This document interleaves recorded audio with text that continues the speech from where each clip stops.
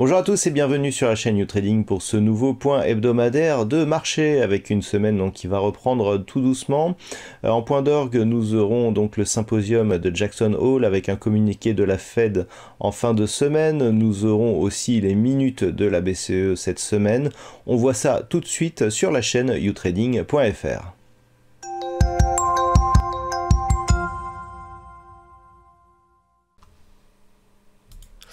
Voici donc le point de marché qui débutera cette semaine du lundi 22 août 2022.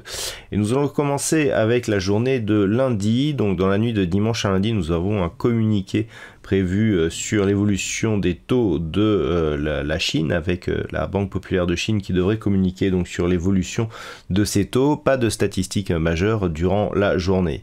Mardi, nous aurons en Grande-Bretagne et en Allemagne le chiffre du PMI manufacturier, alors que du côté des États-Unis, nous aurons les ventes de logements. Mercredi sera une journée un peu plus importante. Nous aurons les promesses de vente de logements du côté des États-Unis ainsi que les stocks de pétrole brut. Et puis jeudi, nous aurons en Allemagne les chiffres du PIB plus l'indice IFO qui définit le climat des affaires. En début d'après-midi, nous aurons un communiqué de la BCE qui dévoilera donc les minutes. Nous aurons donc les minutes de la BCE. Et puis du côté des États-Unis, eh bien, nous aurons les chiffres du chômage hebdomadaire ainsi que les chiffres du PIB. Ce sera donc l'occasion de vous proposer un trading live à partir de 14h et puis ce sera aussi le début du symposium de Jackson Hole. Et puis enfin vendredi, eh bien, nous aurons du côté des États-Unis le chiffre du PCE Core qui est un chiffre très attendu, suivi d'un discours de Jérôme Powell qui donc au terme donc du symposium, eh bien, devrait s'exprimer et devrait redéfinir la poursuite de l'évolution des taux pour les États-Unis. Passons maintenant à l'analyse technique des principaux actifs de marché pour cette semaine. Après avoir marqué un test ici avec la zone des 6590 points, eh bien l'indice parisien semble vouloir revenir ici sur cette zone des 6368 points. On a ouvert sur un gap baissier donc au lendemain du week-end, ce qui irait plutôt dans le sens d'une validation d'une neutralité moyen terme qui est en train de s'installer puisque l'indice parisien évolue donc depuis quelques semaines entre cette zone de point bas ici des 5840 points et une zone horizontale. Alors nous en avons deux, la zone ici des 6590 points et ici la zone des 6814 points. Le fait de consolider alors même que nous avons eu un contact avec cette zone de résistance qui était donc celui ici que nous avions eu au début du mois de juin, irait plutôt dans le sens d'une validation donc de cette neutralité moyen terme que nous avons sur l'indice parisien depuis donc désormais quelques mois.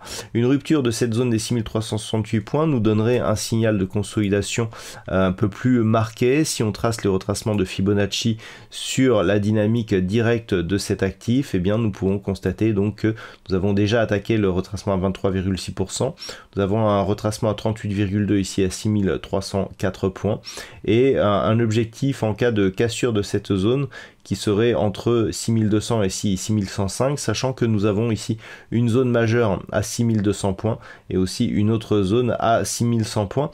Donc attention cette semaine à une éventuelle poursuite ici de cette dynamique baissière. Sur le DAX, nous sommes là aussi dans une configuration qui appelle une consolidation, mais avec un mouvement haussier qui a été beaucoup moins marqué que sur l'indice parisien. On peut le constater sur ce graphe, là où on voit ici une certaine régularité dans les points hauts, mais aussi dans les points bas. On voit que le point haut ici qui a été marqué en fin de semaine dernière n'a pas du tout atteint la zone des 14 800 points, ni même la zone des 14 260 points que l'on aurait pu attendre sur l'indice au regard de l'évolution, par exemple, de l'indice français. Donc le fait d'avoir ici cette consolidation nous donne un signal beaucoup plus marqué. Attention, une rupture dans ces prochains jours, voire ces prochaines semaines de la zone des 12 580 points serait un signal fortement négatif puisque là où nous sommes sur un biais plutôt neutre sur l'indice parisien, eh bien nous sommes toujours dans une dynamique baissière. Sur l'indice allemand, on a ici une progression au niveau des points hauts qui reste décroissante et même si on a une petite stabilisation ici des points bas, une rupture de cette zone des les 12 580 points, eh bien pourrait justement valider une reprise de cette dynamique baissière moyen terme. Donc attention donc à cette cassure de la zone ici des 13 375 points, la moyenne mobile 20 exponentielle qui appelle justement à une accélération du mouvement baissier. Sur les indices américains, nous avons là aussi un signal de retournement court terme qui est visible ici suite à la forte hausse que nous avons connue ces derniers jours. On voit ici que les cours reviennent ici après un test sur la zone des 4318 points. On voit que les cours reviennent ici sur une zone majeure, la zone des 4165 points. Toujours est-il que nous sommes, suite à cette forte hausse, au-dessus de la moyenne mobile 20 exponentielle, sur une zone horizontale qui était précédemment en résistance, qui a été franchie il y a peu. Si cette zone s'impose comme support, on restera dans une dynamique haussière potentiellement forte. Par contre, en cas de rupture, on peut clairement s'attendre ici à une phase de consolidation. Là aussi, les retracements de Fibonacci nous indiquent que nous sommes actuellement en train de tester le retracement à 23,6% et que si on venait à casser ici cette zone de support, les objectifs seraient ici cette zone des 4083 points qui est une zone de support intermédiaire comme nous pouvons le voir ici sur ces bougies, et en cas de rupture, eh bien une zone qui se situe entre 3945 points et 4014 points. Donc début de consolidation qui pour l'instant n'est pas confirmé. On attendra ici une rupture de cette zone des 4165 points pour valider justement ce début de consolidation.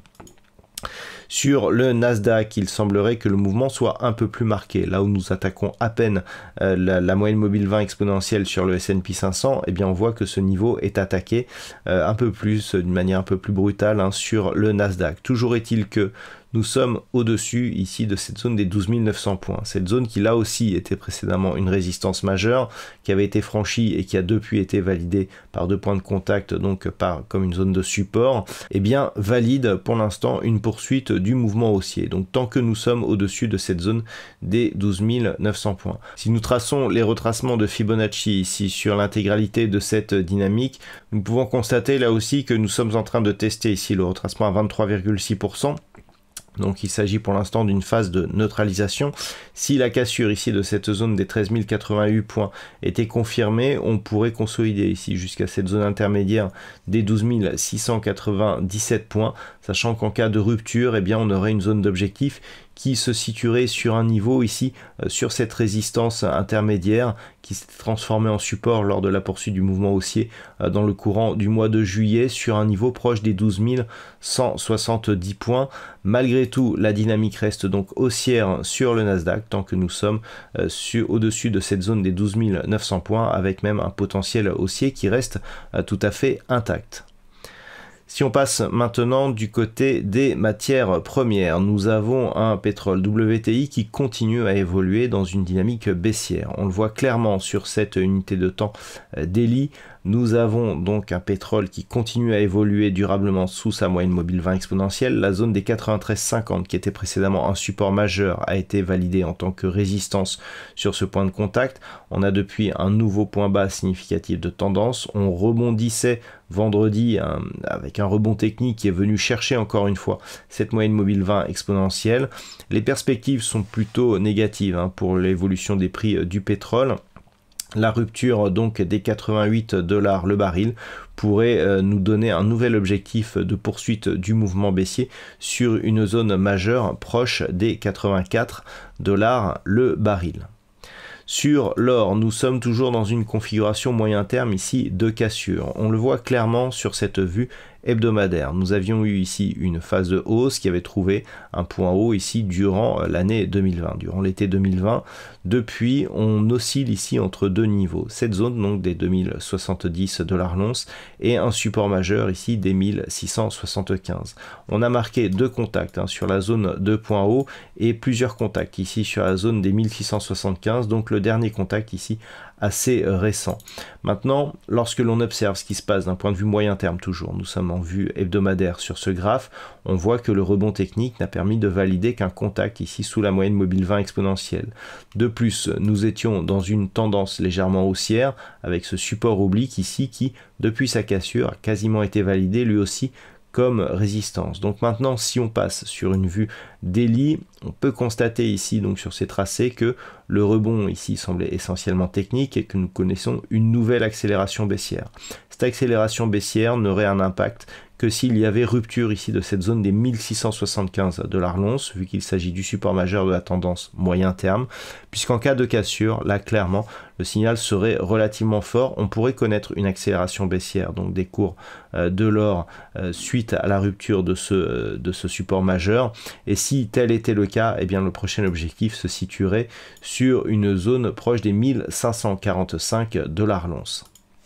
Sur le marché des devises, nous avons une configuration assez intéressante sur la paire de devises euro-dollar. Lors de la première attaque ici qui avait vu la rupture des 1.0360, on avait un objectif qui était sur la zone de parité. Cet objectif avait été atteint d'une manière assez rapide. Depuis, on était sur un petit rebond technique qui n'a fait que revenir valider ici cette zone des 1.0360, anciennement support majeur historique, comme résistance. Le fait que nous ayons un retournement et que depuis on ait cassé la moyenne mobile 20 exponentielle, eh bien nous a redonné un objectif ici sur cette zone de parité, donc à 1. On est passé brièvement sous cette zone de parité dans la matinée de lundi. Et donc, le fait d'avoir eu ici cette attaque suite à un contact sur la zone des 1.0360 qui a été validé comme résistance après avoir été support majeur, nous place dans une possibilité de poursuite du mouvement baissier qui d'un point de vue moyen terme est visible ici sur cette unité de temps hebdomadaire. On le voit, on a eu ici accélération suite à la cassure des 1.0360, rebond technique et reprise directe ici du mouvement baissier.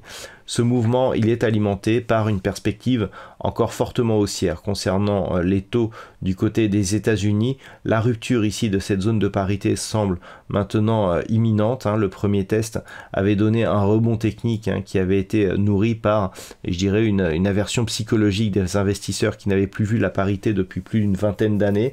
Donc un support essentiellement psychologique. Attention, une rupture ici de cette zone de parité pourrait libérer une énergie assez forte donc sur la paire de devises euro-dollar qui pourrait provoquer une accélération du mouvement baissier vers des niveaux largement inférieurs, par exemple la zone des 0.95. Donc attention ici à une éventuelle attaque de cette zone de parité sur la paire de devises euro-dollar. Sur la paire de devises livre sterling contre dollar américain, nous étions ici sur un test de la zone des 1.20 qui est elle aussi une zone historique. On est venu tester la semaine dernière et la semaine d'avant cette zone d'une manière assez répétée.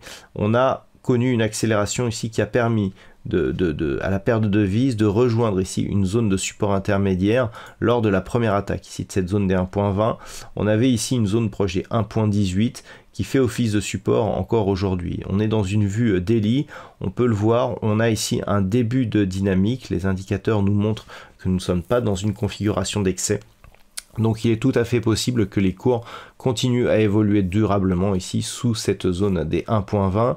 On l'avait vu précédemment lors de la précédente attaque ici en 2020, on a vu une forte volatilité à la baisse et par rapport justement à la cassure que nous connaissons aujourd'hui, on pourrait revenir ici sur cette zone des points bas proche des 1.15 en objectif donc moyen terme de la dynamique baissière qui est en train de se mettre en place. Sous cette zone des 1.15, on pourrait connaître une nouvelle accélération puisque ce serait des points bas qui en cas de cassure pourraient provoquer une accélération du mouvement lié à des facteurs essentiellement techniques. Et enfin, on passe aux crypto-monnaies dont le rebond technique ici semble terminé. Nous avions ici une dynamique haussière portée par cette moyenne mobile 20 exponentielle qui, suite à la baisse ici du Bitcoin qui était passé rapidement d'une zone proche des 30 000 à 20 000 $ pour un Bitcoin, rebondissait d'une manière assez molle. On avait à peine réussi ici à venir au contact d'une zone proche des 25 500 $ pour un Bitcoin et puis on a commencé à marquer une nouvelle phase d'accélération en fin de semaine dernière. Il semblerait donc que l'on revienne en direction de cette zone des 20 000 $ pour un Bitcoin. Attention, une rupture de cette zone assortie d'un dépassement à la baisse ici d'une zone de support intermédiaire à 18 500 $ pour un Bitcoin pourrait accélérer le mouvement baissier en direction d'une zone qui se situe entre 13 500 et 15 000 $ pour un Bitcoin. Et enfin, on termine cette analyse technique avec l'Ethereum qui avait réussi à reprendre ici la zone des 1720 $ pour un Ether, cette zone qui avait été franchie ici sur gap baissier au début de l'année 2022. On s'était stabilisé ici au-dessus d'une zone majeure des 950 $, donc sur un niveau proche des 1000 $ pour un Ether, avant de commencer ici à imprimer un rebond. On a quasiment doublé de valeur puisque nous avions un point haut ici qui était proche des 2000 $ pour un Ether, et puis tout s'est retourné. On est sur une perte assez marquée puisque nous sommes actuellement autour des 1500 $ pour un Ether, donc on a perdu presque 25% de la valeur sur cet actif. On a une ouverture sur un gap baissier cette semaine. Il semblerait donc que l'on s'achemine vers un retour sur cette zone ici des 1335 $ pour un Ethereum. Attention, la cassure de cette zone qui validerait donc le comblement de ce gap qui s'était ouvert durant le mois de juillet, eh bien pourrait nous donner un objectif de retour rapide sur cette zone de support non proche des 1000 $ pour un Ethereum. Voilà donc ce que l'on peut dire sur ce point hebdomadaire de marché. Je vous souhaite une bonne semaine. On se retrouve dès lundi prochain pour un nouveau point hebdomadaire, toujours sur la chaîne youtrading.fr.